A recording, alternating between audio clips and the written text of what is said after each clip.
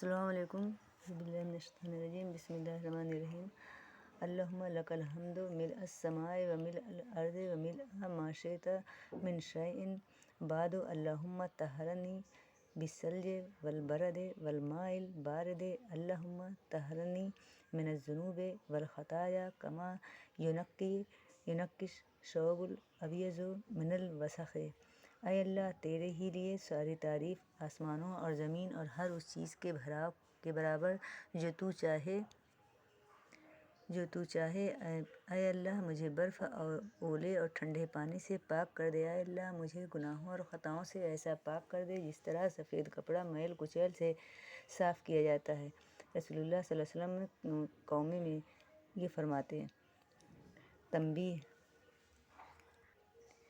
بہت سے لوگوں کو قومے کا پتہ نہیں کہ وہ کیا ہوتا ہے۔ واضح ہو کہ رکوع کے بعد اطمینان سے سیدھا کھڑا ہونے کو قومہ کہتے ہیں۔ رسول اللہ صلی اللہ علیہ وسلم رکوع سے سر اٹھا کر سیدھے کھڑے ہو کر بڑے اطمینان سے قومے کی دعا پڑھتے تھے۔ حضرت برا رضی اللہ عنہ سے روایت ہے کہ رسول اللہ صلی اللہ علیہ وسلم کا رکوع اور سجدہ اور دو سجدوں کے درمیان بیٹھنا اور رکوع سے اٹھ کر قومہ میں کھڑا ہونا برابر ہوتا تھا، سوائے قیام کے اور تشہد بیٹھنے کے، یعنی یہ چاروں چیزیں رکوع، سجدہ، جلسہ اور قومہ طوالت میں قریباً برابر ہوتی تھیں۔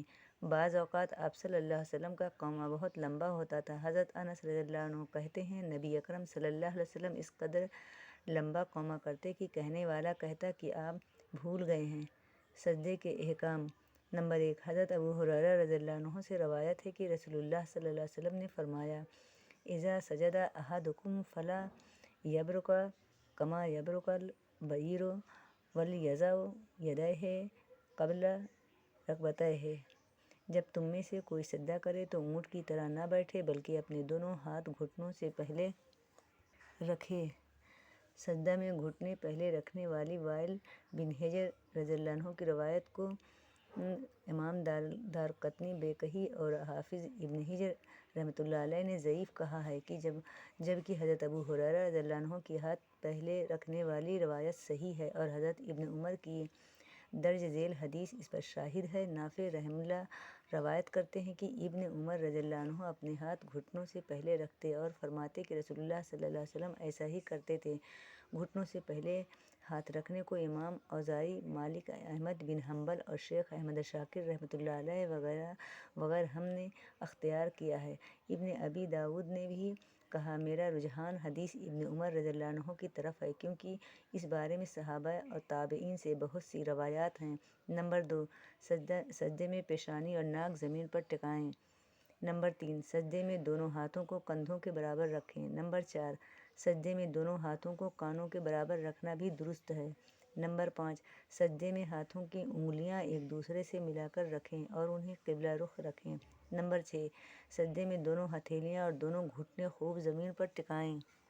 نمبر 7، نبی صلی اللہ علیہ وسلم نے فرمایا کہ اس شخص کی نماز نہیں جس کی ناک پیشانی کی طرح زمین پر نہیں لگتی۔ نمبر 8، پاؤں کی انگلیوں کے سرے قبلے کی طرف مڑے ہوئے رکھیں اور قدم بھی دونوں کھڑے رہیں۔ نمبر 9، ایڑیوں کو ملائیں۔ نمبر 10، سجدے میں سینہ، پیٹھ اور رانیں زمین سے اونچی رکھیں۔ پیٹھ کو رانوں سے اور رانوں کو پنڈلیوں سے جدا رکھیں اور دونوں رانیں بھی ایک دوسرے سے الگ الگ رکھیں۔ نمبر 11، سجدے میں کہنیوں کو نہ تو زمین پر ٹکائیں اور نہ کروٹوں سے ملائیں بلکہ زمین سے اونچی کروٹوں سے الگ کشادہ رکھیں۔ نمبر 12، سجدے کی حالت میں نبی صلی اللہ علیہ وسلم اپنی کلائیوں کو زمین پر نہیں لگاتے تھے بلکہ انہیں اٹھا کر رکھتے اور پہلوؤں سے دور رکھتے، یہاں تک کہ پچھلی جانب سے دوسری بغلوں کی سفیدی نظر آتی تھی۔ نمبر 13، رسول اللہ صلی اللہ علیہ وسلم فرماتے، مجھے حکم دیا گیا ہے کہ میں 7 ہڈیوں پر سجدہ کروں، پیشانی، دونوں ہاتھوں، دونوں گھٹنوں اور دونوں قدموں کے پنجوں پر، اور یہ کہ ہم نماز میں اپنے کپڑوں اور بالوں کو اکٹھا نہ کریں۔ ہر بہن بھائی کے لیے ضروری ہے کہ وہ سجدہ میں ان 7 اعضاء کو خوب اچھی طرح مکمل طور پر زمین پر ٹکا کر رکھیں اور اطمینان سے سجدہ کریں۔ السلام علیکم۔